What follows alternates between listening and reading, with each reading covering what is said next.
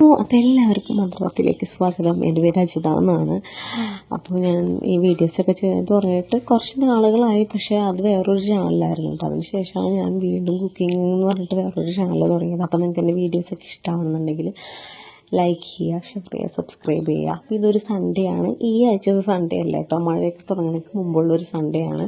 അപ്പോൾ വെള്ളയപ്പവും സ്റ്റൂ ആണ് അന്നത്തെ മെനു എന്ന് പറയുന്നത്. പിന്നെ ഉച്ചക്കലത്തേക്ക് ക്യാരറ്റ് വെളുത്താം, പാവയ്ക്ക വെളുത്താം, പിന്നെ ചിക്കൻ കറി വെക്കാം എന്നുള്ള രീതിയാണ് കേട്ടോ.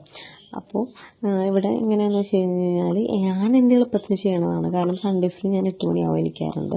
സാധാരണ അങ്ങനെ ആയിരുന്നില്ല. മുമ്പ് നേരത്തെ എണീക്കുന്ന സമയത്തോ അല്ലെങ്കിൽ എനിക്ക് എൻ്റെ ഹസ്ബൻഡിൻ്റെ അമ്മ വെള്ളയപ്പത്തിൻ്റെ പൊടി കുഴച്ച് തരും രാവിലെ.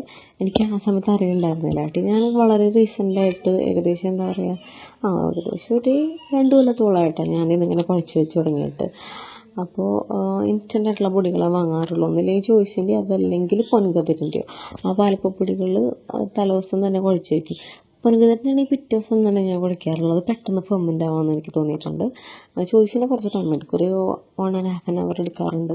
അപ്പോൾ അത് ഓൾറെഡി തലേദിവസം കൂട്ടി വെച്ച് ഫെർമെൻ്റ് ആയതിന് ശേഷമാണ് ഞാൻ ഫ്രിഡ്ജിലെടുത്ത് വെച്ചത്. അപ്പോൾ രാവിലെ അത് ഫ്രിഡ്ജിൽ നിന്ന് പുറത്തെടുത്ത് വെച്ച് അതിൻ്റെ ഒപ്പം തന്നെ വെജീസൊക്കെ അരിഞ്ഞിട്ട് സ്റ്റൂവും വെച്ചു കേട്ടോ. പിന്നെ ക്യാരറ്റ് ഗ്രേറ്റ് ചെയ്തിട്ട് അത് വളർത്തുന്നുണ്ട്. പിന്നെ പാവയ്ക്ക വളർത്തുന്നുണ്ട്. പാവയ്ക്ക ഞങ്ങളാരും കഴിക്കാറില്ല. ഞങ്ങളുടെ വീട്ടിൽ 6 പേരുണ്ട്. അതിൽ ഞങ്ങൾ 5 പേര് കഴിക്കാറില്ല.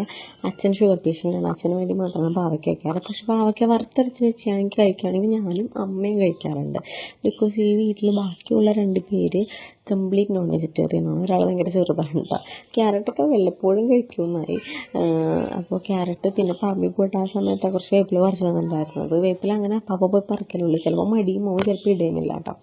അപ്പോൾ അത് പറിച്ച് ഞാനൊരു ജാറിലാക്കി ഫ്രിഡ്ജിൽ വെച്ചു കേട്ടോ. പിന്നെ ചിക്കൻ വെക്കണത് എങ്ങനെയാണെന്ന് വെച്ച് കഴിഞ്ഞാൽ പലപ്പോഴും പല രീതിയിലാണ് വെക്കാറ്.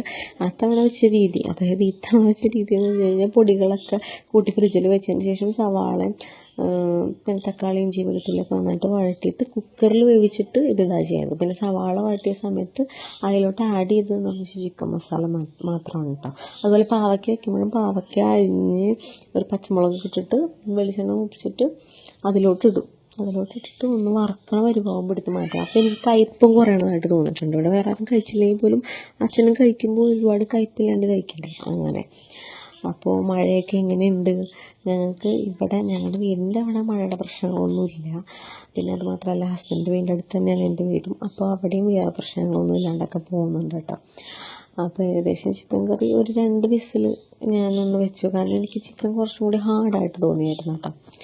അപ്പോൾ കുക്കറിൽ 2 വിസിൽ വെച്ച് അതിൻ്റെ പ്രഷർ മൊത്തം പോയതിന് ശേഷം ഈ സവാള വഴന്നതിലോട്ട് നല്ലോണം ചിക്കൻ മസാല മാത്രമേ ഇടുന്നുള്ളൂ. ബാക്കിയുള്ള പൊടികളൊക്കെ നമ്മൾ ചിക്കനിൽ ഇട്ടതാണല്ലോ. ചിലപ്പോൾ മാറിയും തിരിച്ചൊക്കെ വയ്ക്കാറുണ്ട്, കുറച്ച് പൊടി ഇതിലിടാറുണ്ട്. അത് എൻ്റെ ഒരു മൂഡും. ചില ദിവസങ്ങളിൽ ഞാൻ ഭയങ്കര എക്സോസ്റ്റഡ് ആയിരിക്കും, എനിക്കൊന്നും ചെയ്യാനുള്ള മൈൻഡ് ഉണ്ടാവില്ല. എങ്ങനെയെങ്കിലും ഒക്കെ ഒന്ന് പോയാൽ മതി എന്നായിരിക്കും. അങ്ങനെയുള്ള ദിവസങ്ങളാണെങ്കിൽ ഞാൻ പെട്ടെന്ന് തന്നെ പോകാനുള്ള രീതിയിൽ എന്തെങ്കിലുമൊക്കെ ചെയ്യും കേട്ടോ. ഇത് കുറച്ച് ടൈം എടുത്തായിരുന്നു. കാരണം ക്യാരറ്റിന് തന്നെ കുറച്ചധികം സമയം വേണം. എനിക്ക് ഫൈബ്രോമയാലജിയുടെ ഇഷ്യൂ ഉള്ളതുകൊണ്ട് തന്നെ കൈയൊക്കെ കുറച്ചധികം നേരം വർക്കാവുമ്പോൾ എനിക്ക് നല്ല പെയിൻ വരാറുണ്ട്. അതുകൊണ്ടാണ്. അപ്പോൾ പ്രഷറൊക്കെ പോയതിന് ശേഷം ചിക്കൻ പിന്നെ സവാള വട്ടിലോട്ടാക്കിയിട്ട് ഒന്ന് ഡ്രൈ ആക്കി കുറച്ച് കുരുമുളകൊക്കെ ഇട്ട് അങ്ങനെ എടുത്തിട്ടോ.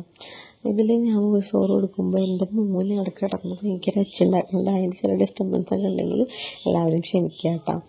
അപ്പോൾ ചിക്കൻ കറി ഏകദേശമൊക്കെ ആയിട്ടുണ്ട്. അപ്പോൾ മഴ പെയ്തിട്ട് ഞങ്ങളുടെ കുളത്തിൻ്റെ അവസ്ഥ ഏകദേശം ഇങ്ങനെയാണ്, ആകെ നിറഞ്ഞിരിക്കുന്നതാണ്. മുറ്റത്തും നല്ലോണം വെള്ളമൊക്കെ കെട്ടിയിട്ടുണ്ട് കേട്ടോ. വെള്ളം കുറച്ച് നേരം നിന്നിട്ടാണ് നമുക്ക് പറമ്പിൽ നിന്ന് ഇറങ്ങി പോകാറുള്ളൂ. അതുകൊണ്ട് നമുക്ക് വേറെ ബുദ്ധിമുട്ടൊന്നുമില്ല കേട്ടോ. അപ്പോൾ അത് കഴിയുമ്പോൾ ഞാൻ പിന്നെ എൻ്റെ വീട്ടിലോട്ട് പോയിട്ടോ. പിന്നെ അവിടെ നിന്ന് ചക്കടയൊക്കെ തിന്നായിരുന്നു. അപ്പോൾ